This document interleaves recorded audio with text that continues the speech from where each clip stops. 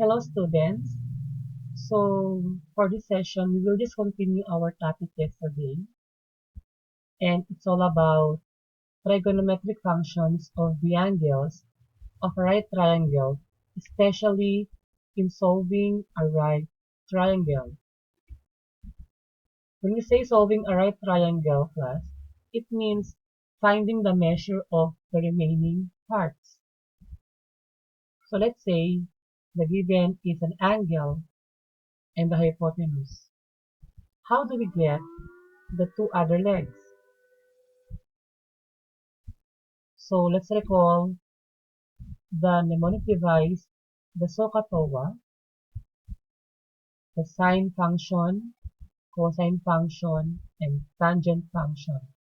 Sine is opposite over hypotenuse, cosine is adjacent over hypotenuse, and tangent is opposite over adjacent. So we can use sine function because we have the hypotenuse here.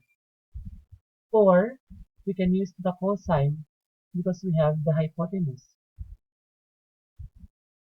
here. Let's say we use the sine function. So sine 40 degrees is equal to opposite, which is A, over hypotenuse 25. So we have A equals 25 times sine 40 degrees. Sine 40 degrees is approximately 0.6428.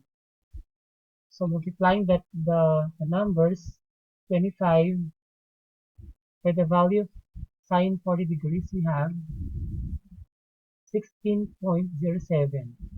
That is the value of A. Now, how about B? We can use here the cosine function because cosine function is adjacent over hypotenuse. So, adjacent is B over hypotenuse is 25. So, the same procedure, B equals 25 times cosine 40 degrees. And the approximate value of cosine 40 degrees is 0.766. So multiplying that, we have 19.15. But actually, class, if we get the hypotenuse and the value of A, you can get the value of B by Pythagorean theorem. Okay, you may verify it if you have the same answer as this using Pythagorean theorem. Okay, another example. The hypotenuse is 26. One of the legs measures 10. So what is the value of x here?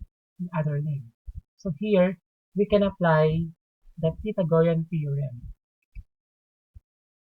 So 26 squared equals x squared plus 10 squared. So we have x equals 24. So this side equals 24. So since all the sides are given, we can get the angles here by applying the mnemonic device SOHCAHTOA. So sine function, we have sine alpha equals 10 over 26. Or we can use the cosine function, that is cosine alpha equals adjacent over hypotenuse. Or we can use the tangent function.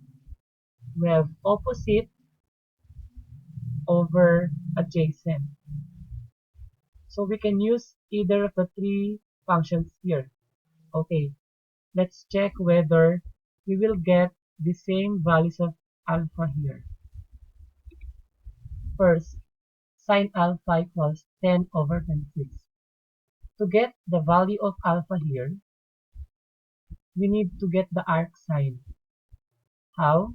In your calculator, just click Shift and also the sine function here. This will come out. And click 10 over 26.